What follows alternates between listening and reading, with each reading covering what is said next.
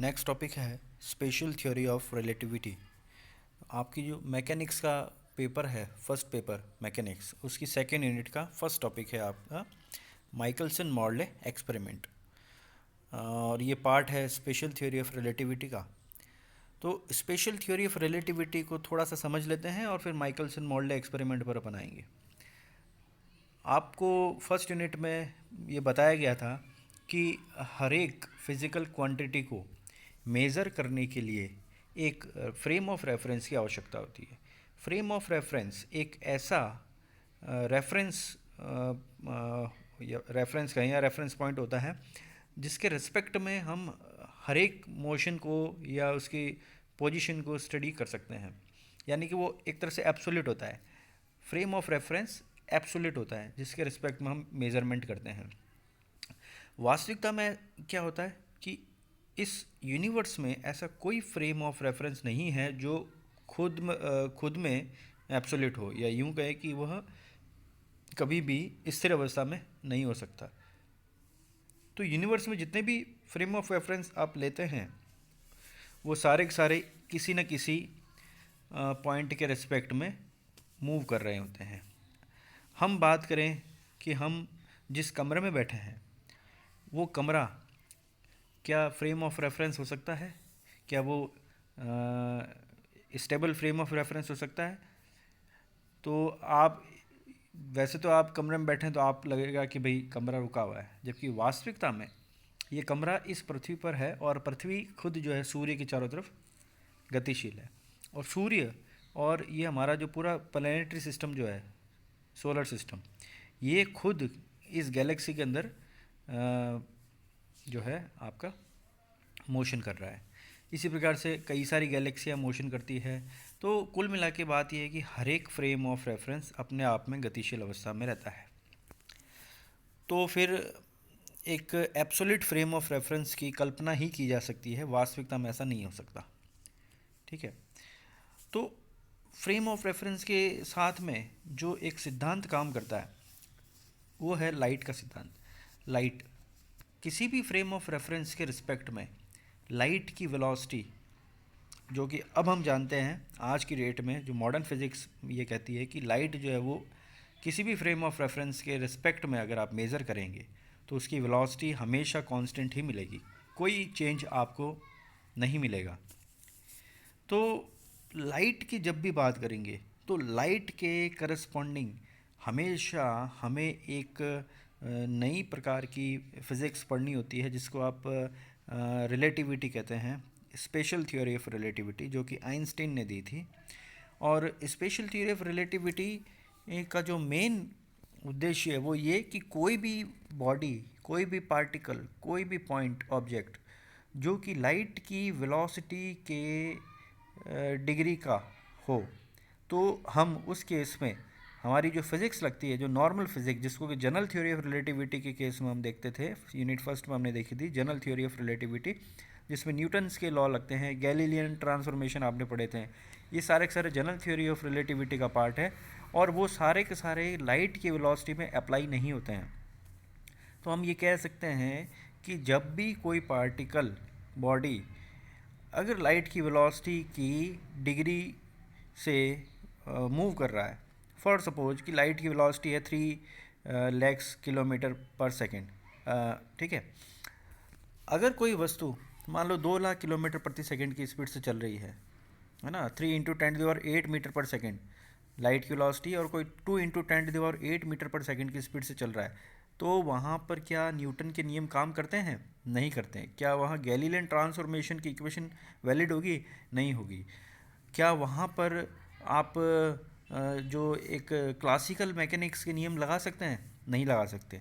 तो वहाँ पर एक नई प्रकार की फ़िज़िक्स लगती है और उस नई प्रकार की फ़िज़िक्स को हम कहते हैं स्पेशल थ्योरी ऑफ रिलेटिविटी, जो कि आइंस्टीन ने 1905 में अपना ये एक मॉडल पेश किया था, जिसके अंदर उन्होंने कहा था कि जो लाइट है वो किसी भी फ्रेम ऑफ रेफरेंस के रिस्पेक्ट में आप मेज़र करें उसकी वेलोसिटी में कोई चेंज नहीं मिलेगा। तो ये आपकी कहलाती है आइंस्टीन का विशिष्ट सिद्धांत या आपेक्षिकता का विशिष्ट सिद्धांत, special theory of relativity. Okay. अब स्पेशल थ्योरी ऑफ रिलेटिविटी से जुड़ा हुआ सबसे इम्पोर्टेंट एक्सपेरिमेंट जो उस वक्त किया गया था वह है माइकलसन मॉर्ले एक्सपेरिमेंट। और माइकलसन मॉर्ले एक्सपेरिमेंट की ज़रूरत क्यों पड़ी थी, तो थोड़ा सा उस पर बात कर लेते हैं। तो हम ये कहते हैं कि कोई भी वस्तु या कोई भी वस्तु से चलने वाली जो तरंग है, जैसे मान लीजिए ध्वनि तरंग है, तो क्या ध्वनि तरंग को चलने के लिए माध्यम की आवश्यकता होती है? तो आंसर है यस, होती है।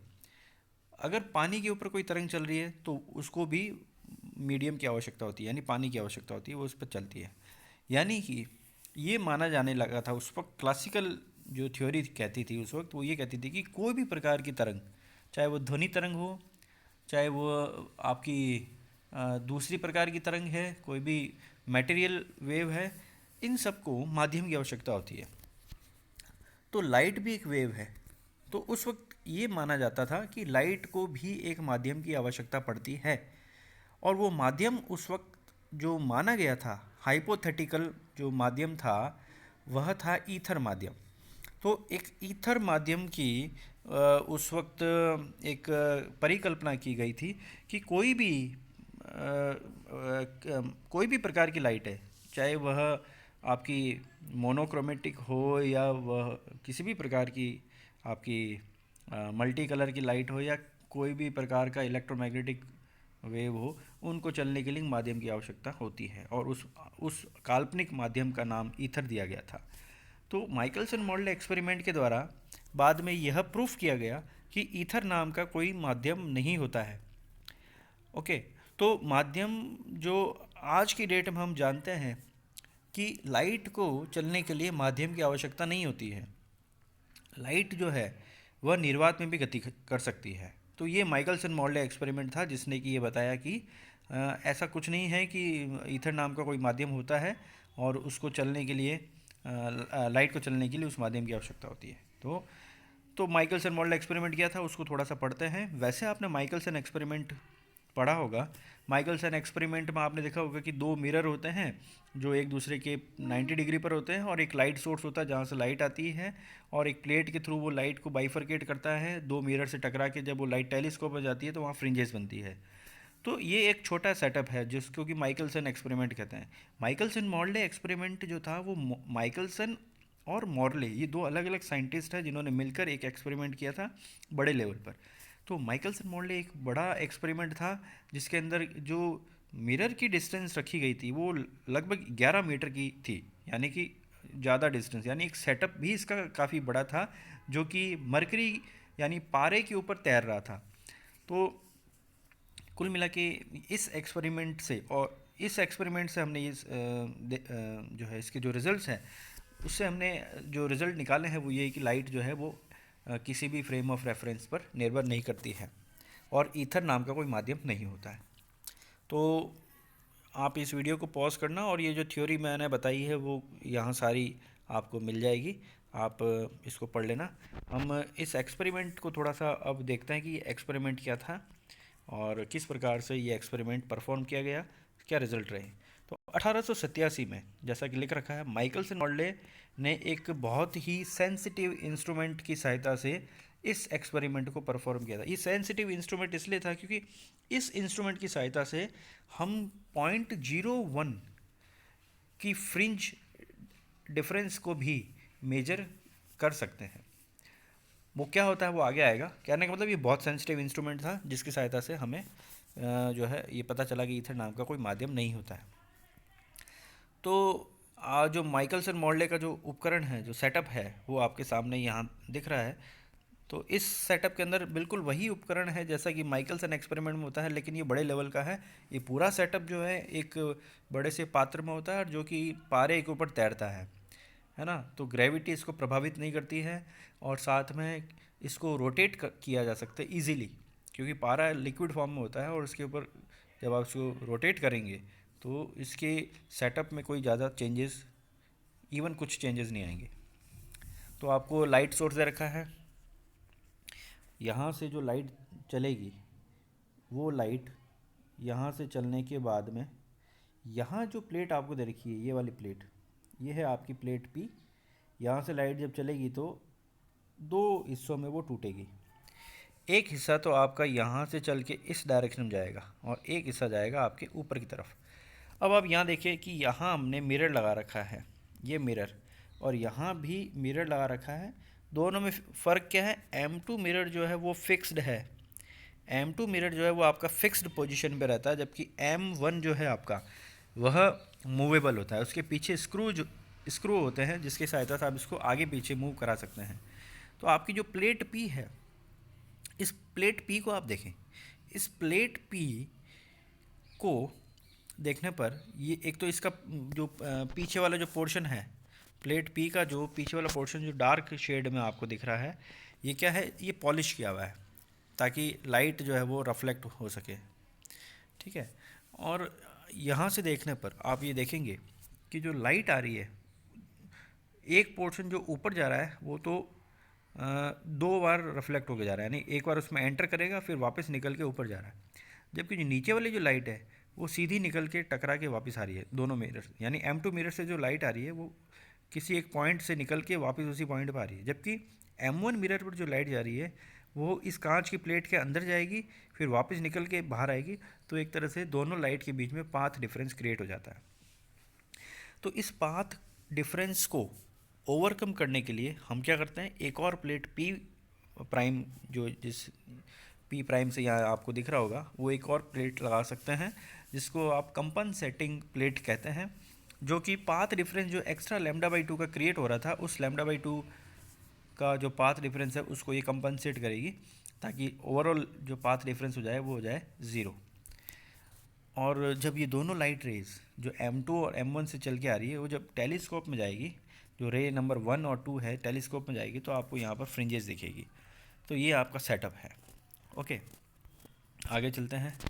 अब इसके जो रिज़ल्ट है, वर्किंग तो आपको समझ में आ गई कि भाई किस तरह से लाइट जाएगी और किस प्रकार से आएगी। अब इसके पीछे की जो फिजिक्स मानी गई थी वो फिजिक्स हम देख लेते हैं, और उस फिजिक्स के जो रिज़ल्ट है वो सब यहाँ से आएंगे। तो इसकी जो कार्यविधि है वो आप देखें। तो अब अगर हम ये मान लें कि ईथर नाम का कोई माध्यम होता है, अगर हम ये मान लें कि ईथर नाम का कोई माध्यम होता है, तो आपकी जो पृथ्वी है वो हमेशा एक फिक्स डायरेक्शन में मूव करती है। अगर पृथ्वी का वेग v है, तो जब हम पृथ्वी की डायरेक्शन में लाइट को चलाएंगे तो सापेक्षिकता का जो सिद्धांत है, यानी रिलेटिव वेलोसिटी का सिद्धांत है, वो ये कहता है कि जब दो एक ही डायरेक्शन में चलने वाली दो वस्तुएं और उनकी वेग अलग अलग है, तो उनका जो रिलेटिव वेग होगा वो क्या होगा, दोनों के वेगों के अंतर के बराबर। तो अगर लाइट मान लीजिए मिरर M2 की तरफ जा रही है और पृथ्वी भी उसी दिशा में मूव कर रही है, तो दोनों का जो वेगों का अंतर होगा वो क्या हो जाएगा, C-V, जो ज़्यादा होगा उसमें से कम वाला घट जाएगा। और अगर दोनों एक दूसरे के विपरीत दिशा में चल रही है, मान लीजिए लाइट टकरा के वापस इधर आ रही है और पृथ्वी जा रही है राइट में, पृथ्वी मिरर M2 की डायरेक्शन में मूव कर रही है और लाइट टकरा के जब वापस जाएगी ऑपोजिट डायरेक्शन में, तो वो दोनों लाइट की वेलोसिटी ऐड हो जाएगी क्योंकि दोनों विपरीत दिशा में जा रहे हैं। तो ये कॉन्सेप्ट यहाँ पर लग रहा है। तो आप इस वीडियो को पॉज करना, लैंग्वेज जो लिखी है वो यही है कि जो उपकरण है उसके अंदर अगर आप लाइट की डायरेक्शन और पृथ्वी की डायरेक्शन दोनों को ले रहे हैं तो उस प्रकार से C-V और C+V आपको मिलेगा। यहाँ पर जो प्लेट P है और जो मिरर M2 है, इसके बीच के डिस्टेंस को हमने D माना हुआ है। आगे चलते हैं। अब आपको एक चीज़ और देखनी है यहाँ से कि लाइट को पॉइंट प्लेट P के किसी पॉइंट से मिरर M2 तक जाकर वापस पॉइंट प्लेट P तक आने में जो टाइम लग रहा है, अगर वह टाइम T1 है तो उसको हम निकाल सकते हैं इस डायग्राम की सहायता से। तो प्रकाश की किरण के P से M2 तक जाने में और M2 से वापस P तक आने में लगा समय T1 हो, तो टाइम इक्वल टू क्या होता है, डिस्टेंस अपॉन वेलोसिटी। तो पहले केस में क्या हो जाएगा, जब जा रही होगी तो आपका जो वेलोसिटी होगी, जो डिस्टेंस है वो तो फिक्स रहेगा, d ऊपर भी रहेगा यहाँ भी रहेगा। जाते वक्त आपकी वेलोसिटी C-V रहेगी और आते वक्त C+V रहेगी। तो आप इसको जब आप सॉल्व करेंगे तो आपका जो T1 आएगा वो आएगा 2CD/c² - v²। और आपको ये तो पता ही है कि जो v है पृथ्वी की जो वेलोसिटी है वो सी से बहुत कम है। पृथ्वी की वेलोसिटी कितनी होती है? 30 किलोमीटर प्रति सेकंड, 30 किलोमीटर प्रति सेकंड। और लाइट की वेलोसिटी 3 लाख किलोमीटर प्रति सेकंड। तो ये तो समझ में आ ही रहा है कि v जो है वो c से बहुत छोटा है। इसलिए बाइनोमियल एक्सपेंशन थ्योरम को लगाओ और इस इक्वेशन को जब आप सॉल्व करेंगे तो आपको इक्वेशन नंबर 1 मिलेगी। अब आप T2 निकालें। तो मैंने अभी बताया कि T2 क्या है। तो जो लाइट किरण आपकी मिरर M1 से लौट के आ रही है उसके लिए जो टाइम माना गया है वो है T2। तो वो कैसे निकलेगा?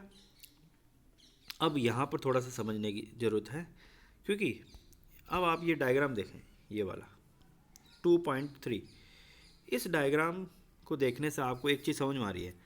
अगर आपकी पृथ्वी, मान लीजिए ये आपकी पृथ्वी है, थोड़ी देर के लिए ये इस डायरेक्शन में मूव कर रही है, तो ये इसकी डायरेक्शन को हमने v माना, और लाइट भी इसी डायरेक्शन मूव कर रही है, c माना, ठीक है। तो पृथ्वी तो अपनी डायरेक्शन मूव कर रही है। हम ये कह रहे हैं कि जो सेटअप है आपका पूरा वो एक डायरेक्शन में मूव कर रहा है, मान लीजिए +x डायरेक्शन में मूव कर रहा है, यानी कि इसके मूव करने की डायरेक्शन ये है, ठीक है। और जो प्लेट है आपकी, ये वाली प्लेट, ये प्लेट भी इसी डायरेक्शन मूव करेगी क्योंकि सेटअप पूरा इसी डायरेक्शन मूव कर रहा है। लेकिन लाइट जो है वो कैसे जा रही है, क्योंकि हम बात कर रहे हैं मिरर M1 की, तो लाइट कैसे जा रही है? लाइट जा रही है ऊपर की तरफ। अब आप सोचिए कि जब लाइट ऊपर की तरफ जाएगी और पृथ्वी इस दिशा में चल रही है तो रिजल्टेंट क्या रहेगा? एक तरह से ये डायरेक्शन, ये वाली डायरेक्शन रहेगी। तो हम ये कहेंगे कि जब लाइट ऊपर की तरफ जा रही होगी, जब लाइट ऊपर की तरफ जा रही होगी तब तक ये मिरर जो है मूव करके इस पोजीशन में आ जाएगा। तो इफ़ेक्टिवली हमें ऐसा दिखेगा कि लाइट जो है वो इस डायरेक्शन में गई, क्योंकि वो टकरा के वापस नीचे आएगी ना, तो सीधी नहीं आएगी, क्योंकि तब तक ये वाली प्लेट यहाँ पहुँच गई होगी, ठीक है। और जब ये लाइट नीचे आ रही होगी तब ये पूरा सेटअप आगे चला गया होगा, तो ये लाइट आपको यहाँ आती हुई दिखाई देगी, यानी ये प्लेट आपको इस पोजीशन में दिखाई देगी। तो थोड़ा सा इमेजिनेशन की ज़रूरत है, आपको समझ में आ जाएगा कि मैं कहना क्या चाह रहा हूँ। सेटअप आपका x डायरेक्शन में चल रहा है, लाइट आपकी y डायरेक्शन में चल रही है। तो जब लाइट y चलेगी, तो ये बिल्कुल वैसे ही एग्जांपल है जैसे आप एक सोचिए कि एक ट्रेन में बैठे हैं आप, ये आपकी ट्रेन है और आप ट्रेन की सीट पर बैठे हैं यहाँ पर, ठीक है। और आपके हाथ में कोई बॉल है और आपने उस बॉल को ऊपर की तरफ फेंका। अगर ट्रेन रुकी हुई है तो ये बॉल सीधी वापस आपके हाथ में ही आएगी, ठीक है। तो बाहर कोई व्यक्ति खड़ा है और उसको अगर ये देखना है कि आपके पास जो बॉल है उसका जो ट्रेजेक्टरी है वो क्या है। अगर आपकी ट्रेन रुकी हुई है और उसकी वेलोसिटी 0 है तो वो कहेगा कि भाई बॉल सीधी ऊपर गई और वापस नीचे आई, यानी कि ऊपर गई और वापस नीचे आई, तो एक स्ट्रेट लाइन मिलेगी। लेकिन अगर आपकी ट्रेन इस डायरेक्शन में चल रही है और बाहर खड़ा व्यक्ति देख रहा है कि आपने बॉल ट्रेन के अंदर बैठे हुए बॉल फेंकी और वापस आपके हाथ में आ गई, तो आप तो ये कहेंगे कि भाई बॉल सीधी मेरा हाथ में आई क्योंकि बॉल सीधी ऊपर गई और नीचे आई। जबकि वास्तविकता में बाहर खड़े हुए व्यक्ति को अगर पूछें कि भाई बॉल किस प्रकार से आई, तो वो बताएगा कि आप इस डायरेक्शन में चल रहे थे, बॉल इस डायरेक्शन में चल रही थी, तो बॉल का इफेक्टिव पाथ इस तरह से था, पैराबोलिक पाथ। तो आप जब बॉल इस पोजीशन में थी तो आप यहाँ थे, जब बॉल इस पोजीशन में थी तो आप यहाँ थे, जब बॉल इस पोजीशन में थी तो आप यहाँ थे। ट्रेन क्योंकि इस डायरेक्शन चल रही है राइट साइड में और बॉल ऊपर जा रही है, तो आपको हर पॉइंट पे ऐसा लगेगा कि बॉल मेरे ऊपर है, आपको हर पॉइंट पे लगेगा बॉल मेरे ऊपर है। जबकि वास्तविकता में क्या हो रहा है, बॉल जो है वो आगे मूव कर रही है क्योंकि उस पर एक फोर्स जो है एक्स डायरेक्शन में लग रहा है, और आपने ऊपर की डायरेक्शन में वाई डायरेक्शन बॉल फेंकी, एक्स डायरेक्शन फोर्स लग रहा है, तो रिजल्टेंट जो रहेगा आपका इस तरह से। तो बिल्कुल लाइट के केस में भी यही है। तो लाइट मतलब ये जो माना गया था थियोरेटिकली, वैसा होता नहीं है ऐसा। तो ये कहा गया कि भाई लाइट ऊपर गई और मिरर जब तक यहाँ पहुँच गया तो लाइट एक्चुअल में यूँ इस तरह से गई है, गोल घूम के आई है। लेकिन क्योंकि ये लाइट की वेलोसिटी बहुत तेज़ है इसलिए उसको ट्रायंगुलर शेप में हमने माना हुआ है। तो ये बात इतनी सी है। तो आप डिस्टेंस आपके सामने दे रखी है, डिस्टेंस आपको दे रखी है, ये डिस्टेंस भी डी है, और यहाँ से यहाँ तक जो आप टोटल जो डिस्टेंस देखेंगे तो वो क्या हो जाएगा, वेलोसिटी इनटू टोटल टाइम।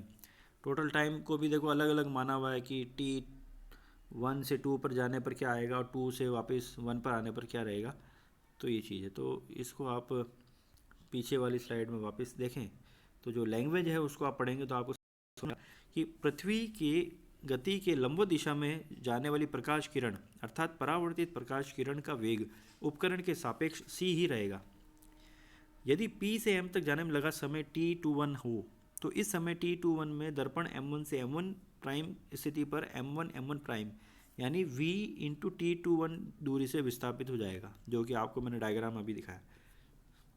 और फिर क्या किया कि एक राइट एंगल ट्राइंगल की पट्टी लगाई, तो जो आपका ट्राइंगल है पी M1 प्राइम, कौन सा ट्राइंगल है, पी M1 प्राइम, तो आपका ये जो ट्राइंगल बन रहा है पी M1 प्राइम, ये राइट एंगल ट्राइंगल, ये एंगल 90 डिग्री। तो यहाँ पर अगर मुझे ये वाली डिस्टेंस फाइंड करनी है, ये वाली कर्ण, तो D square plus M1 prime का स्क्वायर, ठीक है, तो आपको मिल जाएगा P M1 prime square. Okay, आगे चलते हैं। तो आप क्या करें, वैल्यू पुट करें। M1 प्राइम की जगह आप लिखेंगे आपका C इंटू T21 इसका होल स्क्वायर, और ये D हो जाएगा आपका, सॉरी आपका जो पी M1 प्राइम है उसकी जगह आप लिखेंगे CT21 उसका होल स्क्वायर, और ये हो जाएगा आपका D स्क्वायर, और राइट एंगल जो M1 प्राइम इसकी जगह लिखेंगे V इंटू T21। और इसको आप सॉल्व करेंगे और फिर से बाइनोमियल एक्सपेंशन थ्योरम लगाएंगे तो आपको इक्वेशन नंबर 2 मिलेगी, तो T21 आपको मिल जाएगा। तो आपके पास दो चीज़ आ गई, T1 आ गया, T2 आ गया।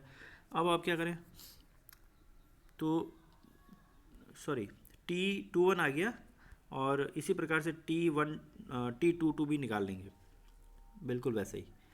तो क्योंकि T21 वही होगा जो T22 है, इसलिए 2 टाइम्स T21 लिखा जा सकता है।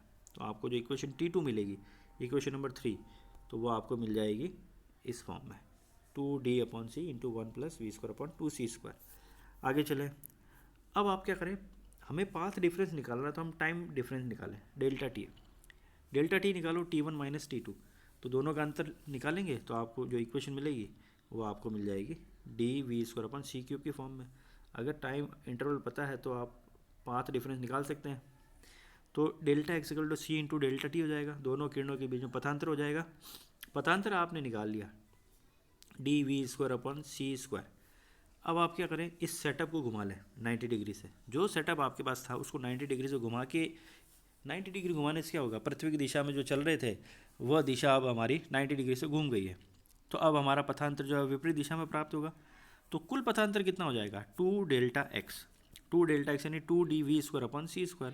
अब समझने वाली चीज़ ये है कि पथांतर 2Δx आ गया, अगर पथांतर n लैम्डा के बराबर है तो हम लिखते हैं ना मैक्सिमम मिनिमा की कंडीशन, या कंस्ट्रक्टिव इंटरफेरेंस और डिस्ट्रक्टिव इंटरफेरेंस, या संपोषी व्यतिकरण, विनाशी व्यतिकरण।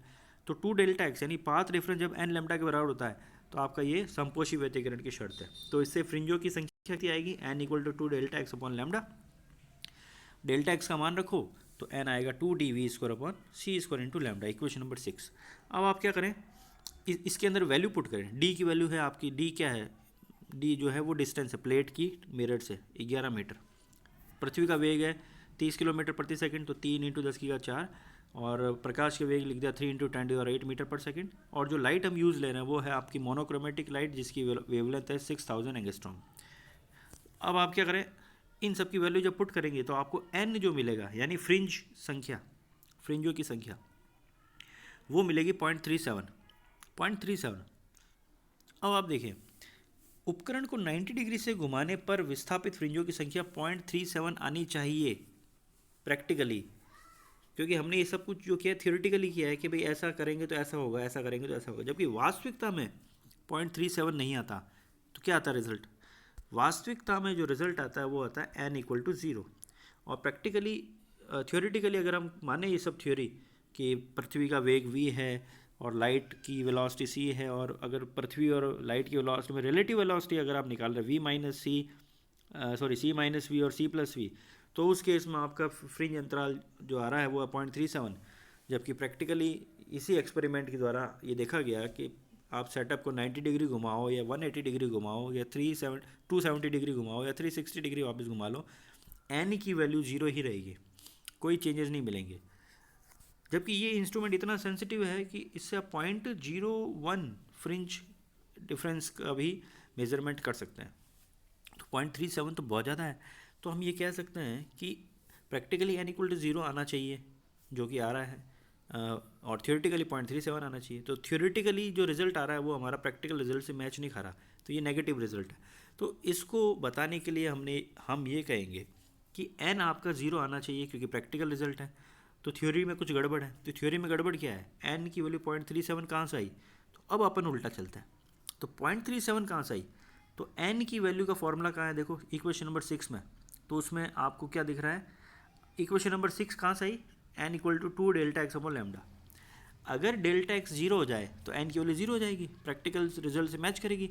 अब डेल्टा एक्स क्या है, तो फिर से पीछे स्लाइड में चलते हैं। तो डेल्टा एक्स जो है वो आपका डिपेंड करता है डेल्टा टी पर। तो आप देखेंगे ये जो रिलेशन आपके सामने कि जो आपका डेल्टा एक्स है वो सी इंटू डेल्टा टी, अगर डेल्टा टी 0 हो जाए तो हमारा रिजल्ट जो है वो प्रैक्टिकली रिजल्ट से मैच कर जाए। अब ये डेल्टा टी क्या है, तो आपने देखा था कि T1 और T2 हमने दो टाइम निकाले हैं, T1 और T2। अगर डेल्टा टी की वैल्यू 0 चाहिए तो हमें ये delta T equal to T1 minus T2 0 चाहिए। इसका मतलब ये हुआ कि T1 और T2 बराबर होने चाहिए। अब T1 T2 बराबर कब होंगे, तो फिर से देखो, फिर उल्टा चले। तो जो आपका ये जो सेटअप है, इस सेटअप में हमने ये माना था, हमने ये कहा था कि लाइट यहाँ से जाकर जब वापस आती है और यहाँ से जाकर जब वापस आती है तो इस टाइम को हमने T1 कहा, इस टाइम को हमने T2 कहा, और थ्योरेटिकली T1 जो है वो T2 के इक्वल नहीं आ रहा था, जबकि प्रैक्टिकली क्या होता है कि T1 इक्वल टू T2 आता है। तो इससे ये सिद्ध हो रहा है कि लाइट जो है वो किसी प्रकार से रिलेटिव मोशन नहीं करती है, या यूँ कहें कि किसी भी फ्रेम ऑफ रेफरेंस में आप देखें तो लाइट जो है वो एक ही वेलोसिटी से चलेगी, उसकी वेलोसिटी में कोई चेंज नहीं आएगा। सी के साथ ना तो कुछ जुड़ सकता है ना ही कुछ घट सकता है। तो जब ऐसा नहीं हो सकता तो हम ये कह सकते हैं कि सी जो है वो एब्सोल्यूट है, यानी कि ईथर नाम का कोई मीडियम एग्जिस्ट नहीं करता जिसके रिलेटिव आप वेलोसिटी मेजरमेंट कर रहे हैं, कि ईथर के रिस्पेक्ट में आप पृथ्वी को मूव करा रहे हैं, ईथर के रिस्पेक्ट में आप लाइट को मूव करा रहे हैं, और उसके रिस्पेक्ट में आप रिलेटिव वेलोसिटी निकाल रहे हैं सी माइनस वी और सी प्लस वी। तो इस एक्सपेरिमेंट से जो रिजल्ट निकले वो ये कि जो ईथर है, ईथर नाम का कोई मीडियम एग्जिस्ट नहीं करता है। तो ये आप इस वीडियो को रोक के इस चीज़ को आप पढ़ें, आपको जो है इसमें ये सारी चीज़ें जो मैंने आपको बताई वो सब चीज़ें आपको मिल जाएगी।